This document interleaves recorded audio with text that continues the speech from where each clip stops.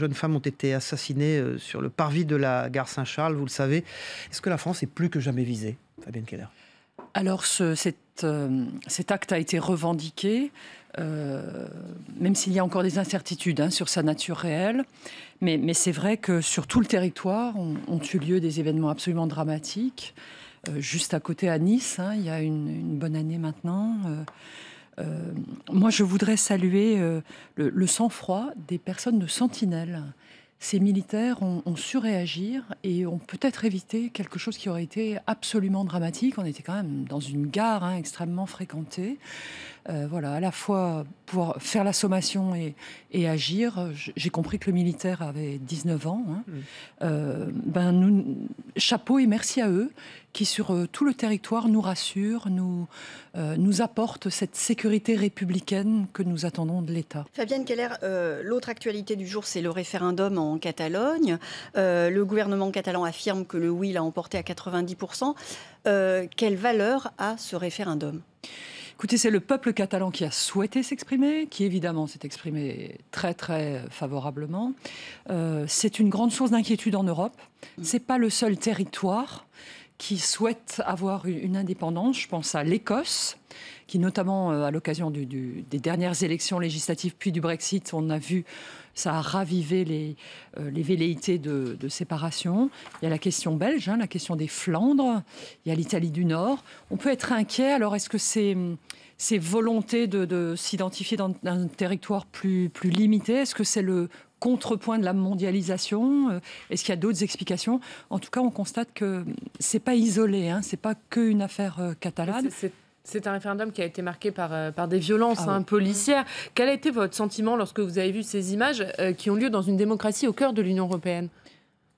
Alors moi, j'adore l'Espagne, j'adore la Catalogne, et j'ai trouvé ça terrifiant de voir des policiers venus d'autres provinces bousculer violemment des personnes qui avaient juste envie de s'exprimer.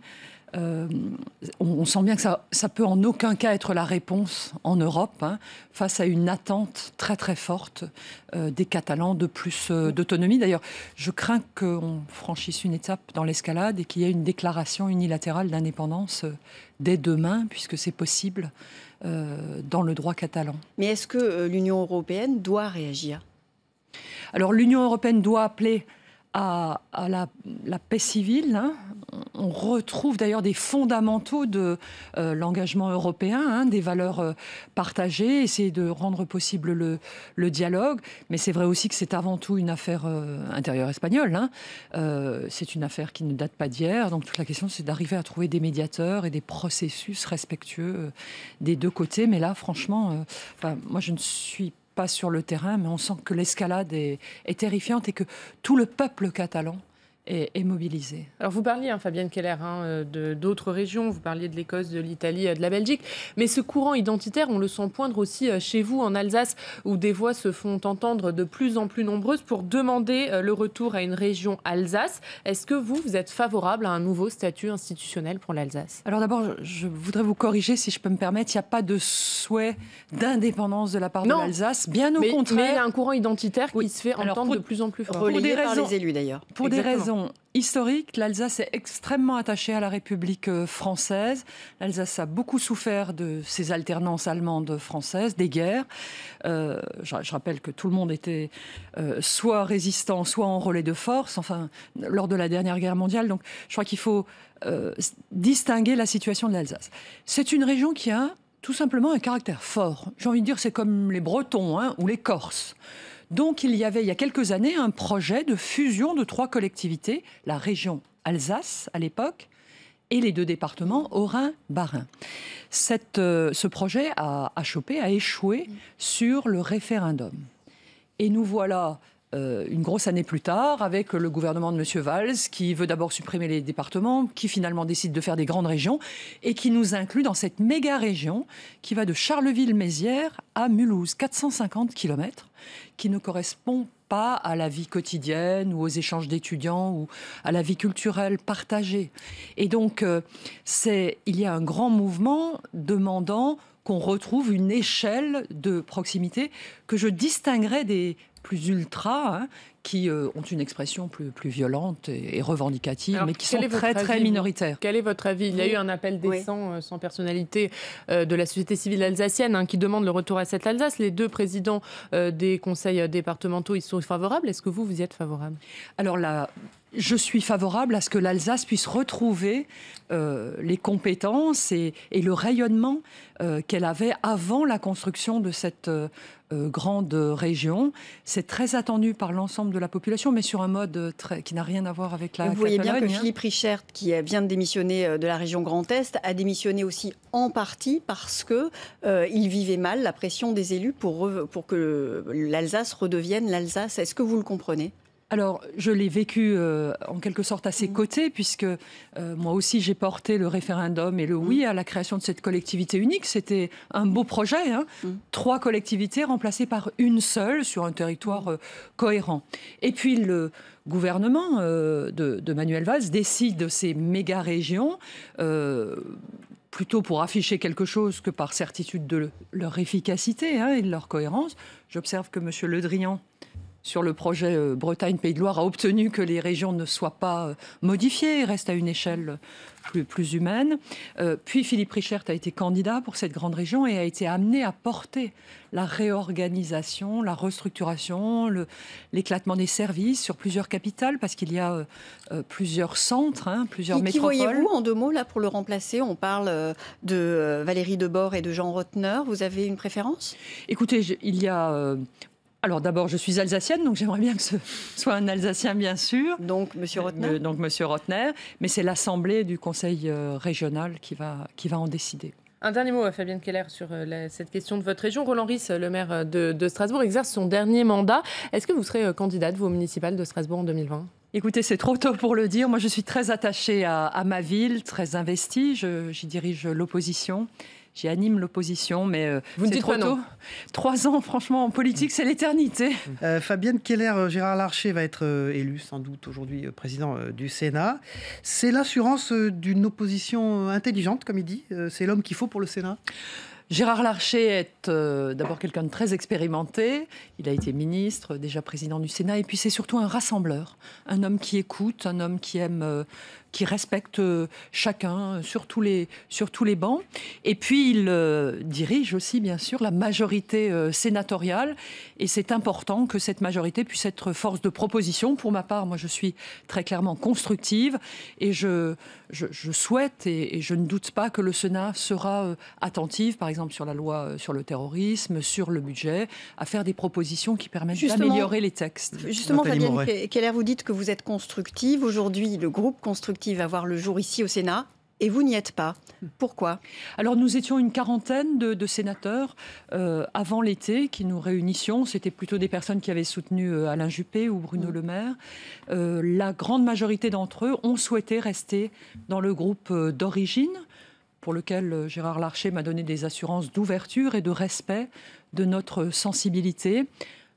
Une petite partie a souhaité poursuivre, mais pas vraiment dans un groupe constructif, puisqu'ils portent un autre nom et qu'ils ont souhaité prendre un peu de distance par rapport au groupe constructif de l'Assemblée. Gérard Larcher vous a donné des assurances, vous dites, mais est-ce qu'il vous a aussi demandé, peut-être avec Bruno Retailleau, de ne pas créer ce groupe? Nous avons débattu de la création de ce groupe, mais là, je dois dire que c'était dans la liberté qui est celle de chaque élu. C'est vraiment le souhait de chacun de mes collègues, probablement notamment à cause de la demande d'unité des maires sur le terrain. Donc c'était après l'été qu'ils étaient plus réservés, souhaitant plutôt exprimer une sensibilité. Et là, c'est la démarche initiale d'un grand mouvement fédérateur qui respecte chacun des courants.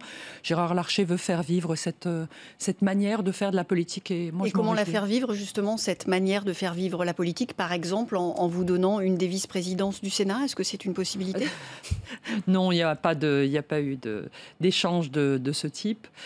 Par contre, vous évoquez la sensibilité constructive. J'entends avec les constructifs qui sont nombreux au sein du groupe centriste, travailler avec ceux de l'Assemblée pour qu'on puisse en cohérence faire des propositions sur les textes et dans notre positionnement politique. Et Bruno Retailleau vous a garanti qu'il allait infléchir sa ligne, que désormais le groupe Les Républicains au Sénat serait peut-être sur une ligne plus centrale, plus centriste? Il m'a assuré qu'il respecterait notre sensibilité. Je ne sais pas si ça lui fera changer sa propre ligne, mais en tout cas qu'il accepterait de respecter notre courant d'idées. Comment ça se passe avec Claude Malhuret, donc le sénateur LR de l'Allier qui va créer ce groupe qui ne s'appelle pas Constructif mais qui est constructif? Est-ce que vous approuvez sa démarche de quand même aller jusqu'au bout et de former ce groupe? Écoutez, nous avons cheminé un certain temps ensemble, puis moi j'ai souhaité rester avec la grande majorité de mes collègues et donc rester au groupe existant. Claude Malhuret et quelques autres ont fait un autre choix. Quel avenir pour les constructifs? Est-ce que ça va devenir un parti autonome ou est-ce que ça va faire pchit? Vous le sentez comment? Écoutez, ça dépend de beaucoup de choses, y compris de l'attitude du mouvement Les Républicains. Demain, il y a un bureau politique. Nous n'avons pas d'ordre du jour. Ça dépend. Est-ce que les exclusions vont continuer à être le point principal à l'ordre du jour? Je pense que l'exclusion, c'est pas une bonne démarche. Nous avons vous savez que subi un échec. La question des constructifs sera quand même à l'ordre du jour de ce bureau politique demain. Est-ce qu'il faut la clarifier, cette situation des constructifs au sein du parti LR? La question des constructifs, parlons du fond. Que font les constructifs? Ils soutiennent les réformes du gouvernement. C'était d'ailleurs celles qui figuraient dans les programmes que nous avons soutenus. Par contre, tout particulièrement ici au Sénat, nous ne sommes pas d'accord avec ce qui se passe entre le gouvernement et les collectivités territoriales. Nous demandons du respect, de la sécurité en termes financiers.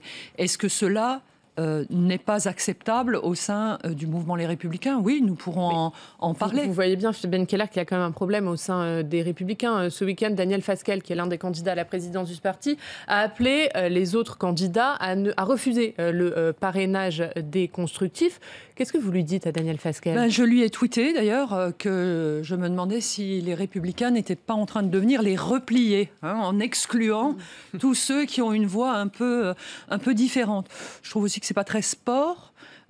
Il a peut-être d'autres candidats qui ont sollicité des parrainages de constructifs. Vous avez parrainé un candidat? Non, pas pour l'instant, mais... Pas pour l'instant, mais l'échéance est au 11 octobre. Mais est-ce que Laurent Wauquiez sera un candidat affaibli s'il est le seul à candidater pour la présidence des LR? Bien sûr, s'il est le seul à candidater, il sera affaibli. J'observe d'ailleurs qu'il est allé à la fête de la Violette avec Guillaume Pelletier, dont on peut rappeler l'origine. Il était au Front National Jeunesse. Donc je pense que ce serait dommage par rapport au projet initial de l'UMP, ouverture, une CDU à la française, d'observer ce repli. Mais c'est vrai que la pente est forte, on y tend progressivement. Fabienne Keller, Edmond Maire, nous a quitté hier, la CFDT est en deuil. Est-ce qu'on peut dire qu'il a été le premier syndicaliste réformateur? Oui, il a été très courageux. Moi, il a bercé mes premières années au collège où je m'intéressais à la vie politique et syndicale. Et c'est une grande personnalité qui a dialogué avec le gouvernement et qui a voulu rendre possible les évolutions réformatrices.